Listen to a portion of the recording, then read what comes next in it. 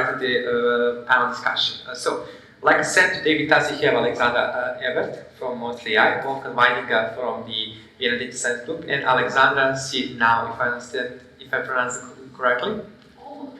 How do you pronounce Now? Chanel.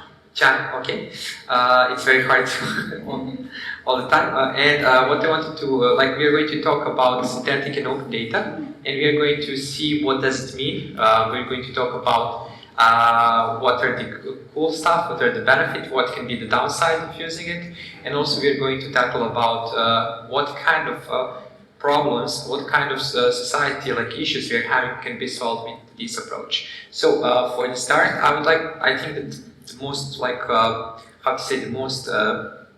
the person I can ask this the most is Alexandra. Can you perhaps maybe explain to the people very shortly what does synthetic data means and what is different between data and synthetic data, very short? Sure, happy to do that. Is it on? Yeah. So I think we already had quite a few here who recognize the synthetic phases, therefore I'm quickly questioning if I should even explain it, but for those of you who are not that aware of synthetic data to date, it's not a clearly defined term, but the synthetic data we are talking about today is synthetic data that's mainly created for privacy protection purposes. So one of the big tensions that many organizations face is that they want to utilize their data for AI training for many other digital innovation projects, but privacy oftentimes is an issue, particularly if you're a customer-facing organization. And while anonymization is a solution from a regulatory point of view, since anonymous data is explicitly exempt from GDPR and other privacy laws, there are dozens and dozens of papers out there showing that traditional anonymizations like masking, obfuscation, simply don't work in the era of big data anymore. And that's the reason why synthetic data currently is so hyped, because it's a new anonymization technology that allows you to anonymize data in a manner where you can retain the utility while protecting customers or employees against re-identification. So how synthetic data is created is you already have existing customer data, but it's obviously privacy sensitive, and you use generative AI models training on this data in combination with certain privacy mechanisms to extract and automatically learn all the patterns, the correlations, the time dependencies, to simplify basically understanding how, let's say, your customers act and behave. And then in a completely separate step, you use this knowledge about your population of customers to create new artificial synthetic customers, and let's say the synthetic healthcare records or the financial transactions. And from a statistical point of view, the objective of synthetic data is that you're nearly indistinguishable from the original data. But from a privacy point of view, you're fully anonymous and can't re-identify this data. So this is what synthetic data is all about, and this is also why it's interesting in an open data context when we think about making data that's granular yet privacy safe more accessible. I hope this was a good introduction. This is an excellent introduction, and I would just like to ask Wolfgang, because I know that from time to time you tend to be working at Delta Generali, is that from time to time? Yeah. Sometimes. So basically, my question for you, I would like to put you a little bit on a hot spot like here, and I would like to ask you, do you He's always doing like that. Do you think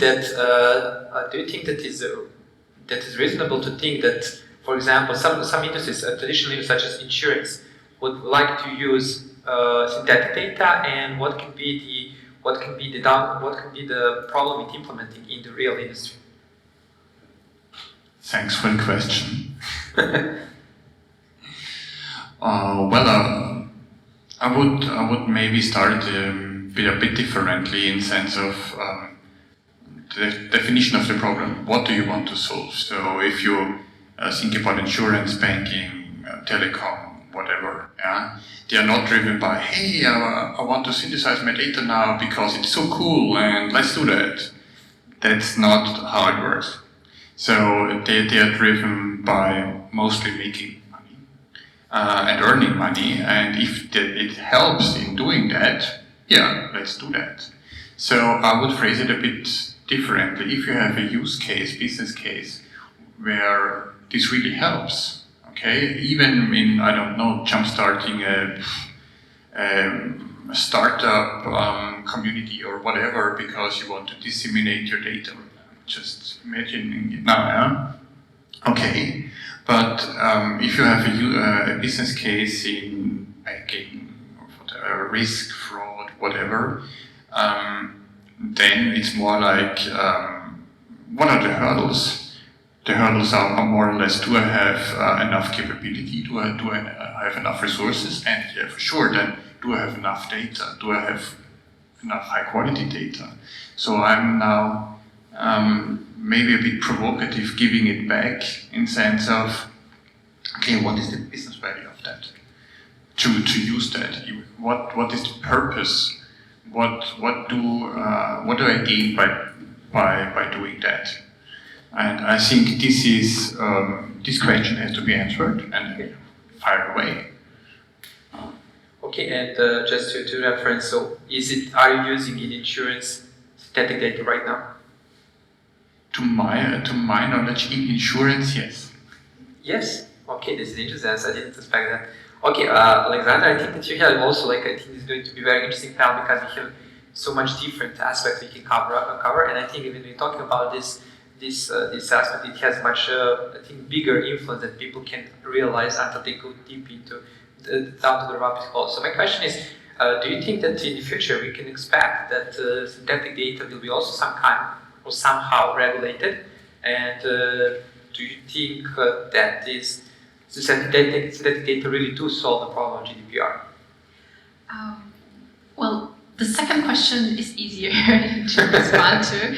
Yes, it is a way out to have an exemption from the GDPR and privacy laws, but still synthetic data will be regulated when it's AI-based by the AI Act that is upcoming very soon.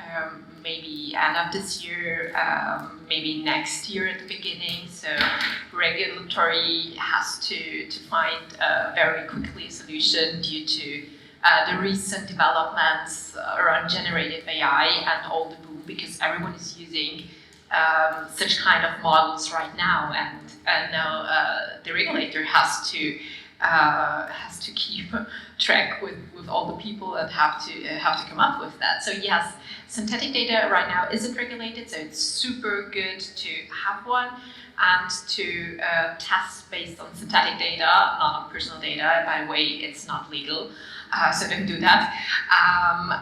But it will be in future interesting from a bias perspective, from a security perspective, and so on, when it's regulated under the AI Act. I would like to give you one additional talk but just one question. Do you agree with the sentence? If we are not first in innovation, maybe we can be first in regulation. Yes or no? No. Okay, so we are that's I heard about the European Parliament. That's why they start doing an AI Act, and I think they're only a few months behind schedule, so I'm not sure when it's going to be adopted. I think that sometimes people do realize that technology needs to work together with law, and that's a little bit of a problem. But you want to add? I just wanted to basically disagree slightly to your statement. I think the verdict is still out whether synthetic data, in the sense that it's generated by AI, will be actually regulated by the AI Act, because as some of you might know, there's this risk-based approach, and even though we don't yet fully know how they will solve this general purpose AI, generative AI, ChatGPT problem that surprisingly popped up on the regulators' plates just a few months ago, the question is whether synthetic data then in the final draft actually would automatically fall in this category of higher risk and thus coming with more obligations. From what I've heard currently, I'm very skeptical that this would be the case. So I would not necessarily see synthetic data that in the future is becoming something that's heavily regulated in this context of anonymization of existing data. Okay, you would like to reply? Very briefly, interesting thoughts. Let's see in which way it goes. Maybe DSC 2024, we can continue this point. 2023, okay. You want to add something? I just want to add that this, to my former statement, that this can also be an advantage. I mean, all the for industry, especially that if you have something which is heavily regulated and some tool which is not as heavily regulated, it's still a business value. So that's what I wanted to say first, because the regulation is getting more and more. I mean, we all know that. It's just a fact. I'm not judging here. So that is then also a business value how this is then decided. Okay, I have very interesting question here, but because I think that maybe here somebody would like to try to start using synthetic data in their business, but they maybe don't know how to, let's say, but really sell it to their boss. How would you like approach, like from the or how your company, because you know that you mostly AI basically the most famous about synthetic data, you're preaching about everything. How do you approach some of the clients, like in terms of when you need to explain to them what is the value of that? For example, insurance, like you're having Wolf like here. What's your approach? Like, how would you do that? Like, basically, I think that sometimes even if there is a will for that, sometimes people don't know how to create the need. Like, so basically, I think that maybe they can get some answer, concrete answer. What is the main value of using synthetic data in traditional business? So initially we obviously did what Wolfgang said, we just went around and tried to tell people synthetic data is such a cool technology, you should start using it today. No, we didn't, but as you can imagine, there needs to be a business case attached to it. Synthetic data today is still a niche topic where not every organization is even aware that it exists. So particularly in a position like ours, we try to find those organizations which are mainly heavily regulated in organizations like banking, insurance, also telecommunication, public sector, healthcare sector, and see if there are certain problems that they're currently facing. To date, the most common use case why organizations are interested in using synthetic data is actually AI training, because the quality in terms of data you need to have meaningful AI solution is significantly higher than in certain, for example, software testing or product development scenarios, even though synthetic data is more of an enabling technology and can also be used there. So we have some organizations that simply had the problem of we can't even start with our AI project because we don't get access to data or meaningful data, because if you just traditionally anonymize it, it will not be particularly useful for AI. So if this is the scenario, then I would definitely use this argument for your boss to convince him. It's a little bit tricky though, because what we've seen is that some organizations tend to use synthetic data in very specific use cases. In the recent, I would say 1.5 years, we also had some more forward-thinking organizations that thought, well, there's one specific problem that synthetic data can solve, but what if I would democratize access to a privacy-safe, anonymous version of my customer data to the different departments in my team? What type of innovation would be possible there? And then we enter a space where it's very difficult to attach a return on investment on just making data more available. So here I think it's really hard if you as a creative employee want to make the business case. This is something that more needs to come from C-level decision makers, maybe even CEOs that are data-driven and know what impact data could make. So depends on the business case, but particularly data access I would see is one of the most pressing problems that synthetic data can solve. Or I like to put ahead like virtually, I'm working mostly AI. So basically, there's two use cases I know for sure. First use cases, I know one big company, big tech company, that has produced, like in terms of GDPR, they want to produce the report, only the report, how the data is used for one of their employees. And they calculated that the cost of one report is over 10,000 euros per person. Can you imagine that? That's real, like they inside the information, like let's say what is the name of the company, but it's one of the company who is all the time, like one of the big tech companies. So can you just imagine how much you can save the time if you have synthetic data and it is not like publicly used, like so zero data marketing, remarketing and everything. The second use case I think is very important to talk about, and we talk about it's going to be very hot topic in 2023, it's for drug discovery, for example, it can be used. Not for the full cycle, but you can basically, virtually, you can massively speed up the process because you can test the first hypothesis with the synthetic data. So basically, there, for my side, I think that's the two very important use cases. Just imagine how much money you can save. We are talking about pharma. That's like 2 or 3 years of research go on like in like 3 months actually. So basically, if you're talking about that, you still need like 3 or 4 years more to get developed, but that's millions and millions of dollars saved. Like it's unbelievable. It's an unbelievable amount of money. So I think that synthetic data is going to be a future. So I'm taking off head. I'm going to put data science conference head. I have a question for Italy. It's very cool to go into that the details because we're talking about synthetic data for good. I would like first to start, and I'm here like let's say confusion might have. Who I would like to ask first, big tech companies, data from Amazon, Google, Facebook, they're creating some powerful tools with the data. They are basically, let's say, on the very, very gray area of how they collect it. How they're using it's even more gray area because we don't know that. My question is from the, and I would like you to just put the head of Vienna Data Science Group right now, to ask like for the greater good. What's your opinion about the next statement? All big tech companies should open their data to public for free.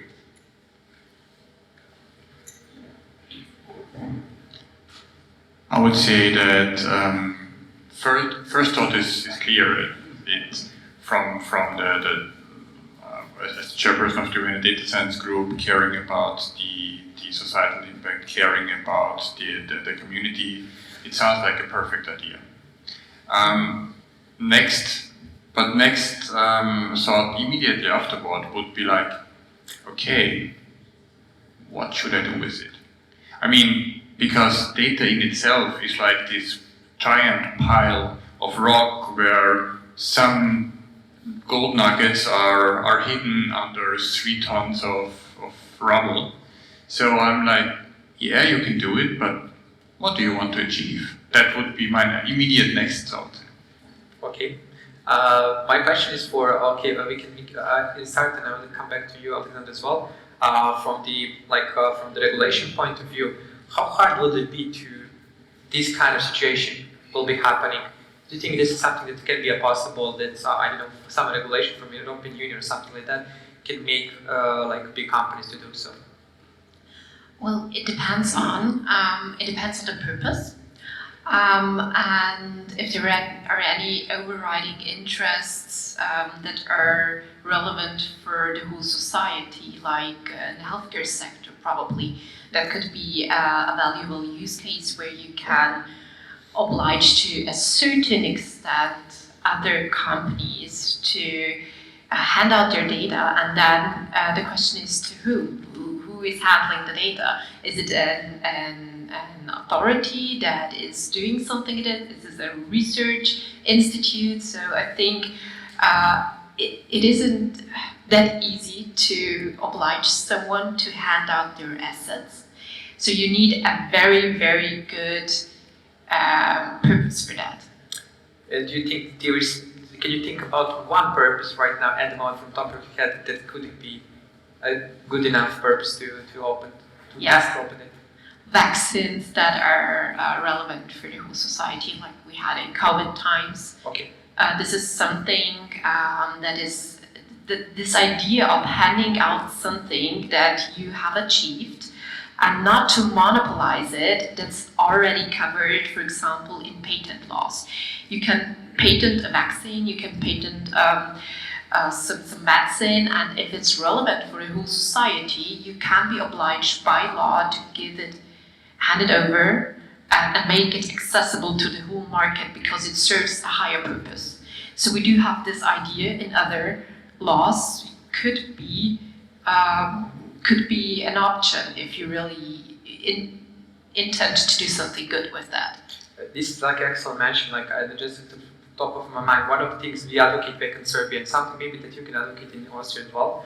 During the COVID, like there was like tons of like X-rays of the lungs, and there is like some probability that depending of course of the number of the citizens, but in Serbia 6 million, that they suppose that if you would do an AI to look for a cancer in the very early stage, that you can save up to 5 to 7,000 people who are not diagnosed right now.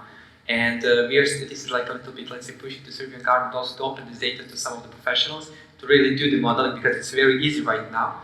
But basically, I think that these kind of things, like, okay, this is not, but if you can do that the same with a big tech company, which is can be for greater good, that's excellent. Also, I don't know if many of you know that Facebook, for example, has opened its data for research, so socioeconomic research, because there's some, I don't know to which extent they're opening this data. To be completely honest, they didn't play with that, but they have this kind of, if you approach Facebook and ask, I would like to use data for research, you will get a positive answer very, very quickly about it.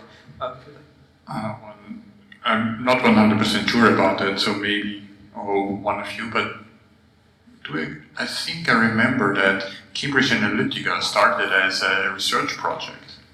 Just like OpenAI, yeah. No. like OpenAI, yeah, that's the interesting thing. But it started as research, I think, because then that's how they got access to it. Well, basically, I know the story because the ex-head of research of Cambridge Analytica was Serbian, believe it or not. And all the things that they were dying, like basically, like the professionals, they're told to the guy who was selling that's impossible to create. And they are like, and they have their company right now. They're doing the data group. It's called Kudo, and they are doing right now zero targeting approach in marketing. They're combining research for the something, so without data you can activate the people on your marketing like 40-50% more than usual without data, like because they're doing research together with like they're doing research, for example, for UK, and after that their targeting group, they're using a lot of science. They are, all of them have like 2 or 3 PhD behind the scene, and they are doing, I think that in a few years you're going to hear a lot. They already have signed with Coca-Cola, Nike, like basically before they develop the product. But the thing is, the Cambridge Analytica, sometimes we also need to know that something there is a hype for that. Like that story is like too much like, it's like flipping the coin, I think, so basically. But my question for Alexandra is, if you would like to add, that's also okay, is you talk about synthetic data that can help for good, and they can speed up the quality processes and solve some of the problems we are facing right now. And they're real when you go deep into it. And if you understand sociological problems, if somebody can be discriminated if you're using the data, so there is a reason why there is a GDPR. How much would it help you as an organization, somebody who has domain knowledge of this, to have the access to the big tech companies so you can create more fair, more diverse, more realistic synthetic data? I'm briefly answering this question, and I'm allowing some time to take a high-level perspective on open data, which I think would aid our conversation here. We as a company are actually providing software. So what we provide to the banks and insurances that I mentioned is a piece of software that they can use to synthesize their existing customer base. They always start with the same model. It's not a super intelligent model that already trained on 200 other companies and therefore is capable of producing high quality data. It's always only working from the existing customer base. So with our current business model and with the current way we operate, it wouldn't actually bring us that much. But one thing that I find is an important piece here in this conversation about open data. Wolfgang said that, well, it would be a good idea if all big tech would give out the data for free, but what then to do about it? Correctly mentioning that it's oftentimes quite tricky to find something valuable in data. If we look at the European perspective, it's the goal of the European Commission to, by 2030, bring Europe, the European Union, to a state where we can say we are the responsible leader, the global responsible leader in artificial intelligence. If we take a step back and think about what would it actually mean to achieve this vision, regardless of whether we are going to achieve this by 2030 or not, let's see, but what would it take to happen? To date, the majority of organizations actually developing and using AI are more of the bigger organizations, big tech and then big corporations. We don't yet have that many SMEs, startups, research organizations, public sector organizations really using and developing AI that then lands in production. So to become a global leader in this space, we need significantly more also of those smaller players to enter the ecosystem, to use or to develop AI. How to use or develop AI if you don't have access to data?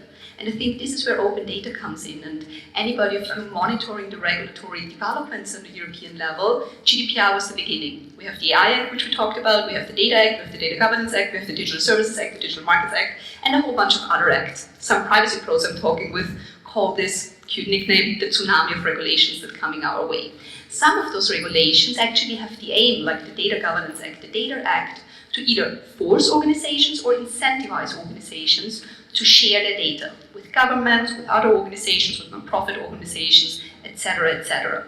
And one important piece here are also the data hubs that should be created. Health data hub, financial data hub, etc., etc. Here, synthetic data is actually looked into as a technology to help provide granular data that's privacy safe to a whole bunch of different individuals. And I think the important benefit that we could get from open data, not only that we would be in a position to bring more people in this space, is actually also more diversity. Because even if Wolfgang doesn't know what to do with this data set, maybe a non-profit organization, a researcher, could find something incredibly valuable out of this open data.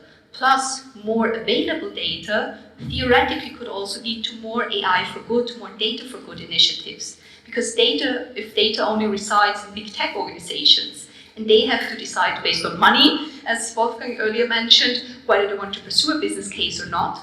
Will it be the societal relevant cases? Or is open data maybe something that could be an important piece to put us in this direction?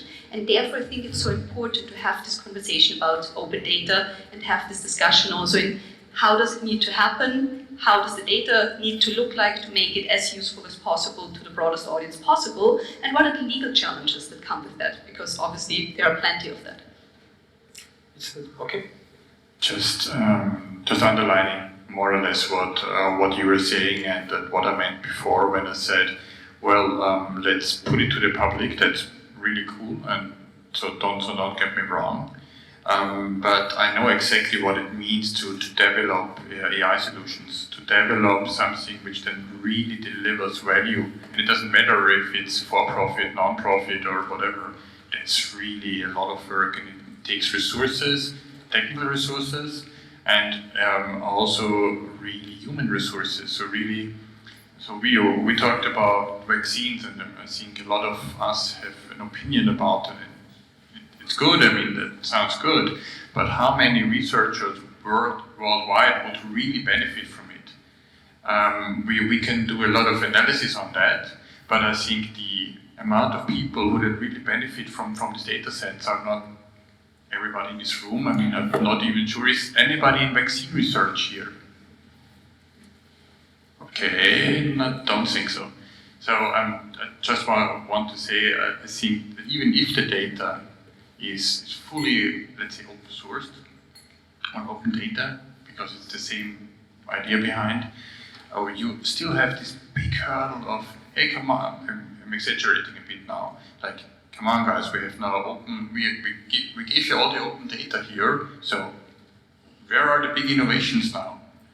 And I just want to emphasize, if you take that step, you would need to take other steps as well. Okay, I see what you mean, and basically, okay, I can understand that point that it's not only about making something open for good or whatever. It's also about how to make it functional. Yeah, it's not only it needs a lot of time. There is like the I don't know. I suppose in Austria is also there is a law about access to the information for public importance. And I was like calculating and talking with our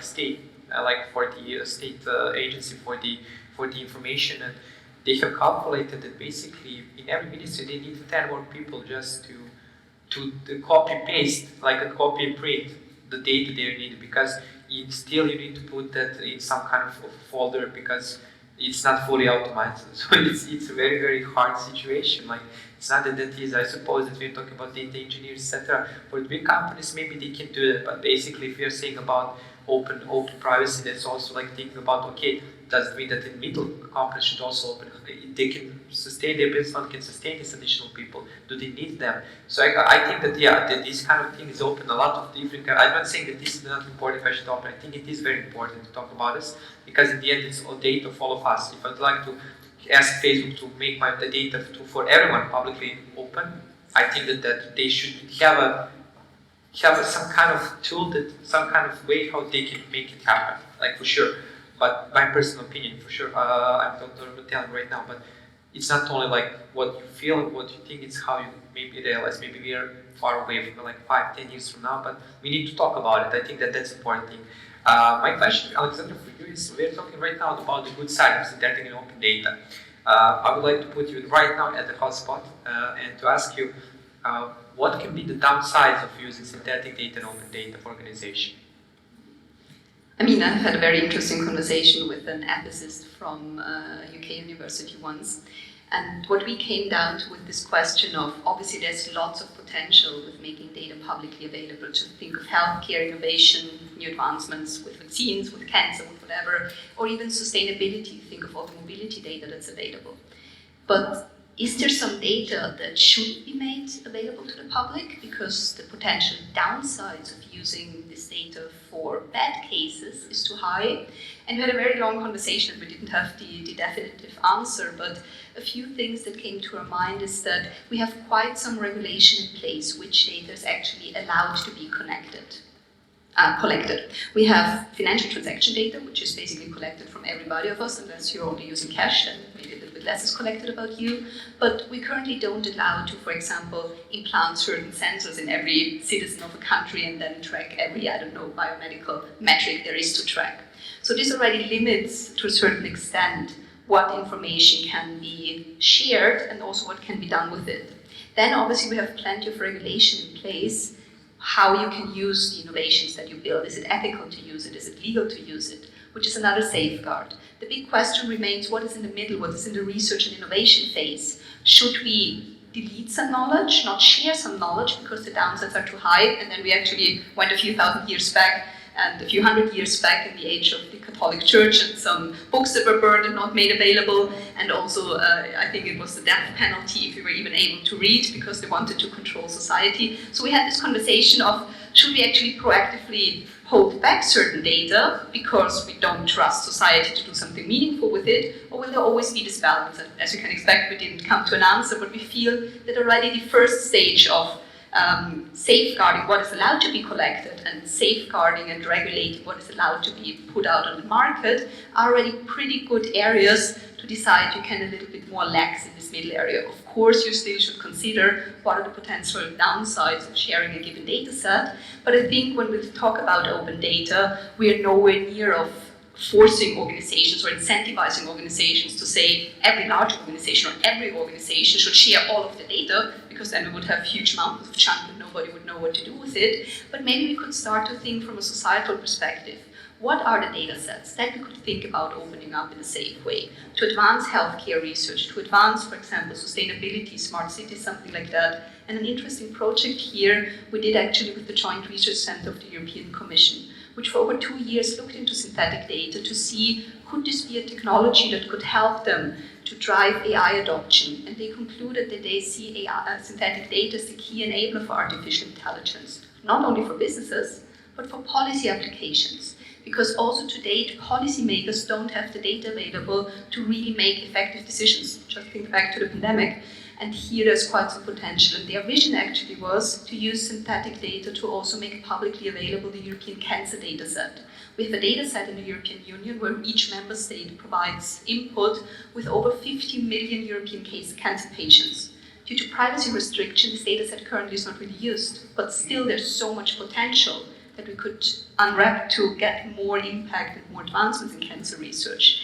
And here the problem they identified is not that we don't have the technologies. They said synthetic data would be a solution. It's more this power play, the political power play of the organizations holding this data, getting incentivized, forced, or becoming willing to make this data more available. So I would argue to not think about open data as everything being open, but starting again from maybe not business cases, but society cases. Where should we start and how could we get something meaningful out there?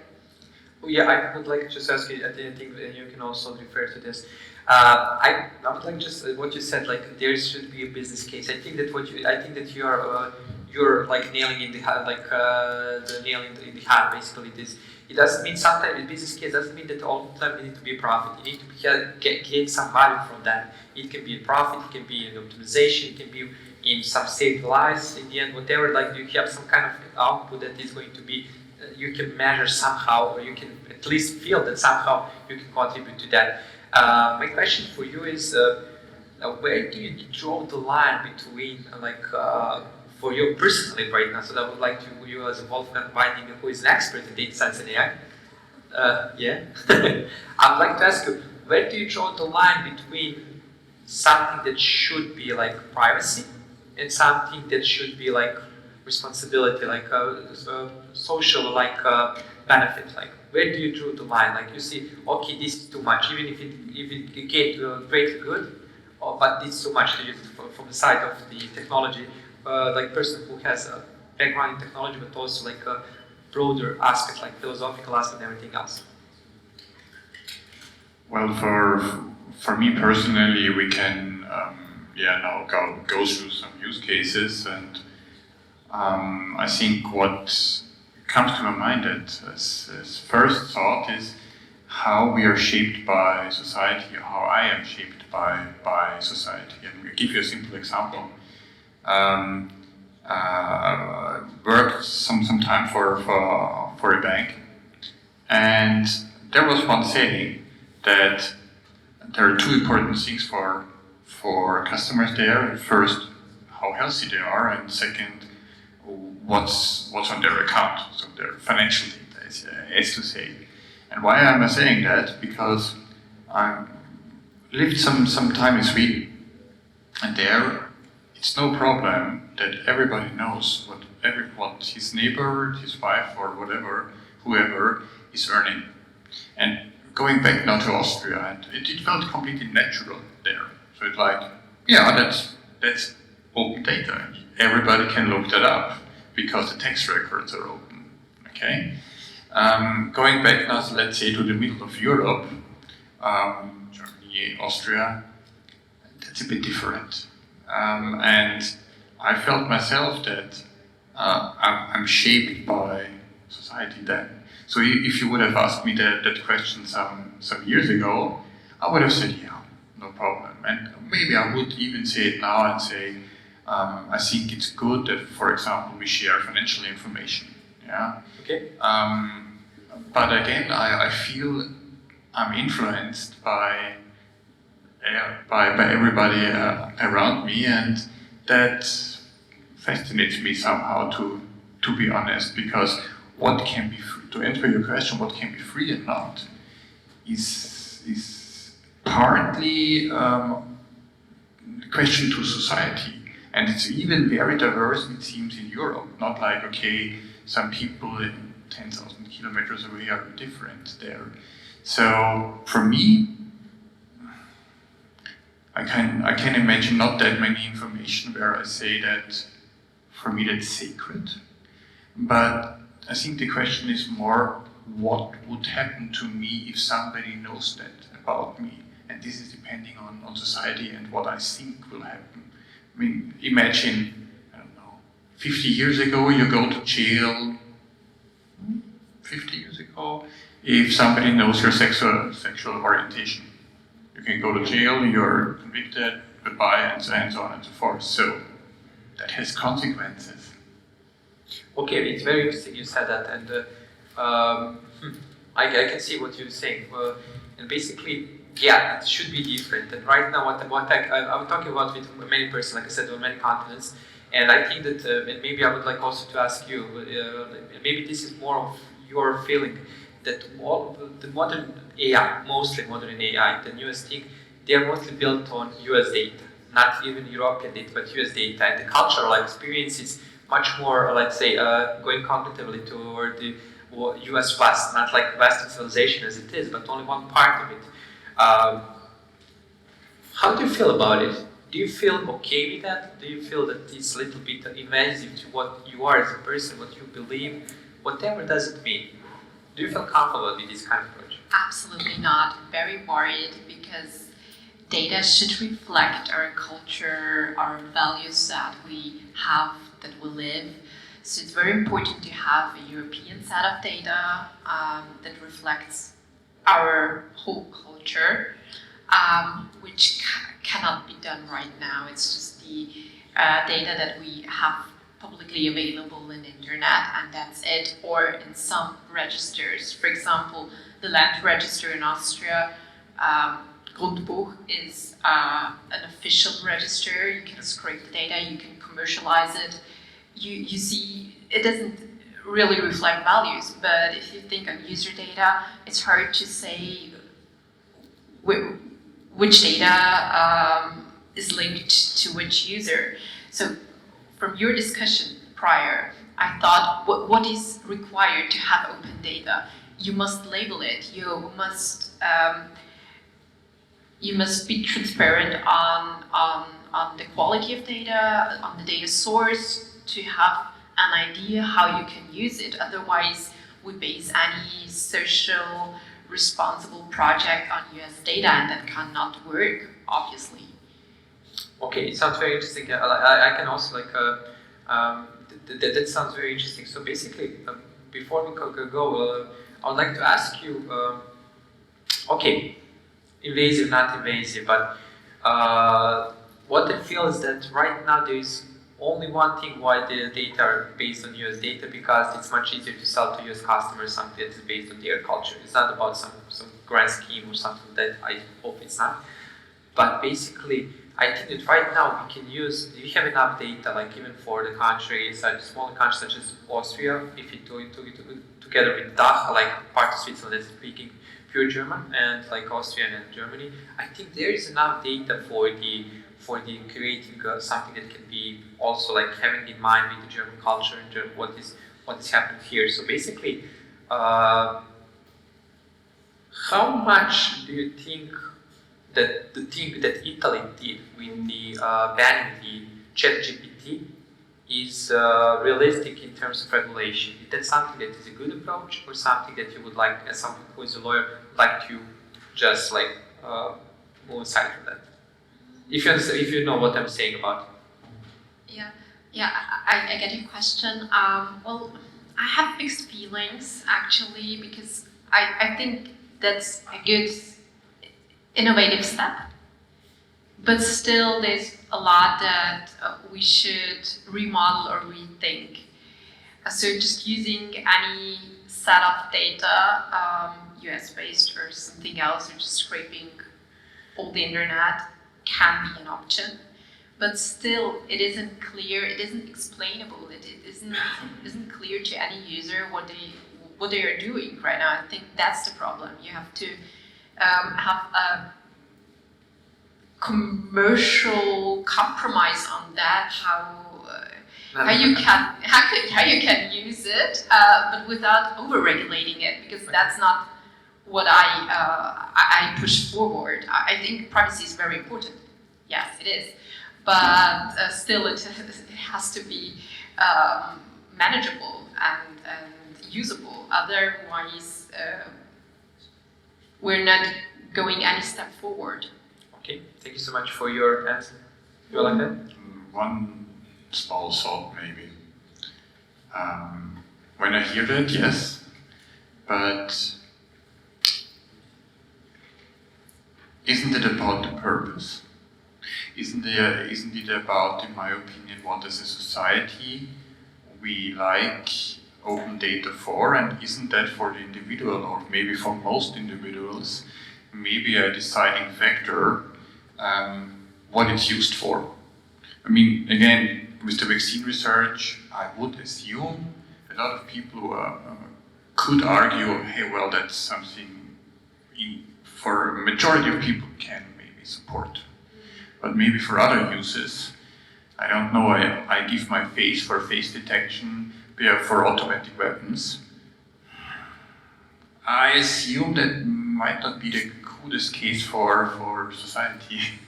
Potentially not, but this would then again be in this area of what is actually allowed to do with this data. And maybe coming back to the example that you brought also from the culture and how Sweden is more open in the sense than Austria is. If we would go towards synthetic data, then it wouldn't be a record where I then directly see your tax record. Of course, if I have more granular data, I could potentially figure out that people working in your profession roughly earn X, Y, Z, but I could also go to Glassdoor and just put in your job title and wouldn't gain that much new information. Talking again about which data is relevant, just thinking about data of citizens, human beings, thinking of the financial data that our financial ministries, tax authorities collect, figuring out what all of the inequalities and issues are that we have in society, how they are represented in this data. I think this would be something that's interesting to a broad variety of people, similar to mobility data, similar to healthcare data. And we also heard that lifelong learning and data science are very dear to the Data Science Conference heart, not surprisingly. It's said that data literacy, AI literacy, are going to be the most important professional skills of the 21st century. If we only have highly aggregated data available, or maybe data available that's not from our region, isn't it similar to having school education where you train your kids on critical thinking, but you only get them extremely right-wing or extremely left-wing source materials to read from, and not everything that is there in between? So I think it's important to think about, also from a societal perspective and from a data literacy perspective, what type of information particularly in a few years, a few decades from now, when people are more attuned to data literacy and can do something with data, should be available to every one of us, and not kind of have us rely on what certain big tech companies think is relevant to do with data, but actually having an opportunity to build our own opinion, have our own ideas and question asked and answered by certain data sources. And I think here again, we're not there yet. How many people are data literate? But in the future, I think it's important to have data as a common good, and actually also the United Nations is currently working on the Global Digital Compact. You can think of this as a kind of digital roadmap and what all the UN stakeholders agree on, and there they are also having as one of the important pillars, open data, data as a commons, because data is connected to so many things already now, and it's only going to be much more important in the future. And there, democratization, I think, is a very important point, which brings us back to open data. Yeah, before we go to the last question, I would just like to make a small digression regarding like what you just said, and it resonated in my head. I was talking with one of the attendees, actually speakers from the other panel, and we talk about that. We talk about who is the bigger danger of using AI, the older or the younger generation. And my personal belief is that the people do tend to think that this older generation are in more danger than using AI than the younger generation. But what we get as a response is that he has see his kids that they are trying to type -60 plus 70, like, and if they change like just -70 what they are using, if they get -86, they are not challenging them because that's a computer set, that's for sure, it's true. So basically one thing is what we think that it will be used, and the second thing in the history is how it's going to be used. I'm like AI positive optimist, to be honest, like, but also like somebody was positive about dynamite, to be honest. So I think that there is a reason for, like, how to say, a little bit English, there's a reason for concern for sure, because it can go other ways. But also what is the cool thing, like what I think is that we are still in the driving seat, or I do believe that we are in the driving seat. It doesn't matter if somebody doesn't understand, but I think that there are a lot of people who do understand how the, like, even black box are working when they see the paper, because they have 3 or 4 PhDs in the end, like, and then it's all math, so math is very easy, to be honest, like physics is very complicated. But the thing is, I would like to finish with something very positive, actually, because I think that I would like to be everything okay, we are going to be ruled by robots. So my question, I would like to maybe go first with Wolf, and after that Alexandra, and the end Alexandra as well. You can choose who is going to be the first one. You, me, like Spider-Man. Because the topic of the conference, AI-powered sustainability, AI for good is one of the topics. What do you think that in the next 10 years, AI is going to be used to help to solve some big, like, existential problem in, like, human face right now? No, I'm the first one here, okay. Well, we are gender, so okay.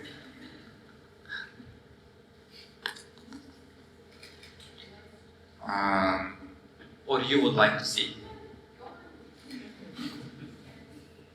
I would say that in the next 10 to 15 years, we have, as a society, one very pressing problem.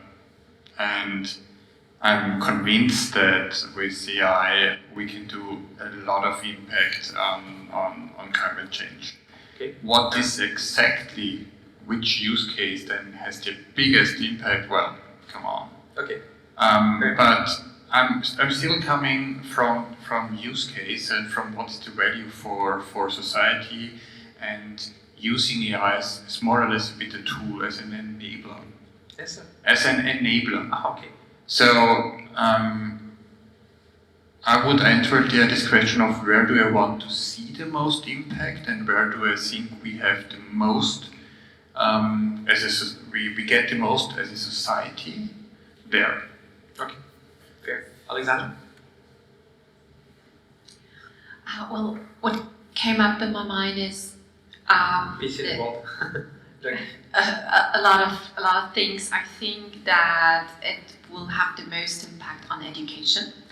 It will change students' life.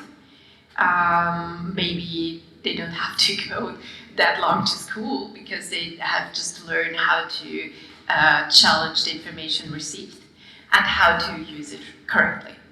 And also it will give a lot of opportunities for new jobs and professionals in the field of AI. So I think that it will change society from an educational point of view, but I had so much more use cases in mind that could be beneficial, but I was a little bit nervous because I thought you were going to take away my point, but luckily I still have it. So for me it's healthcare. I have a conversation already 4 years back with a lead researcher from the Bill and Melinda Gates Foundation, which still stuck to my mind, and they were working on Alzheimer's disease. And they told me the problem of curing Alzheimer's, or getting closer to a cure, is actually not the funding or the knowledge how to go about it, but access to data.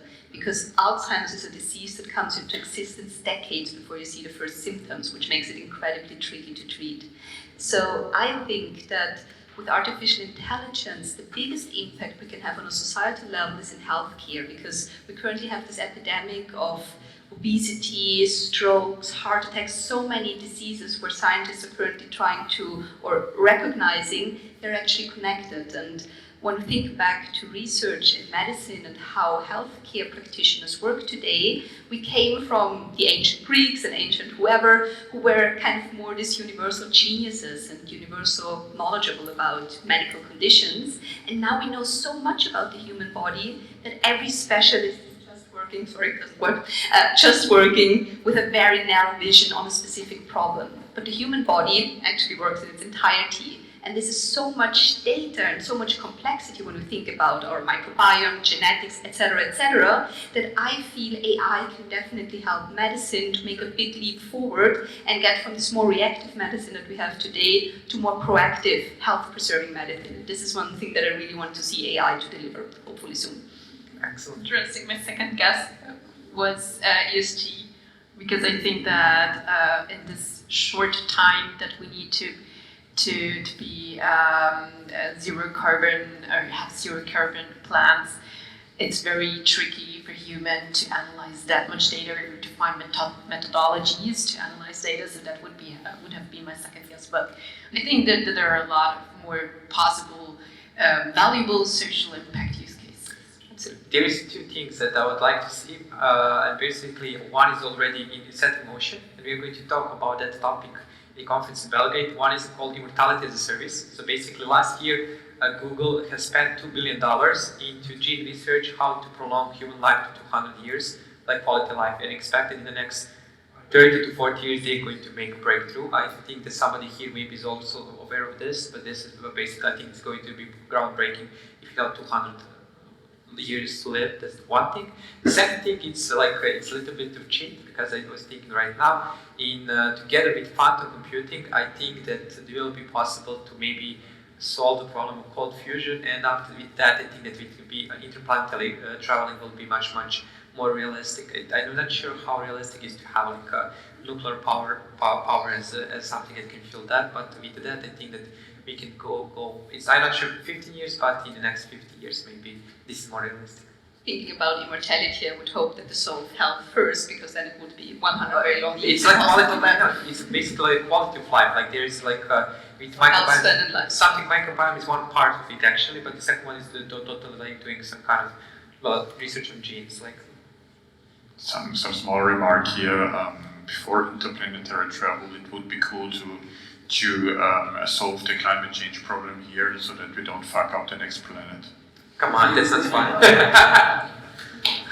Okay, I would like one big round of applause for our panelists.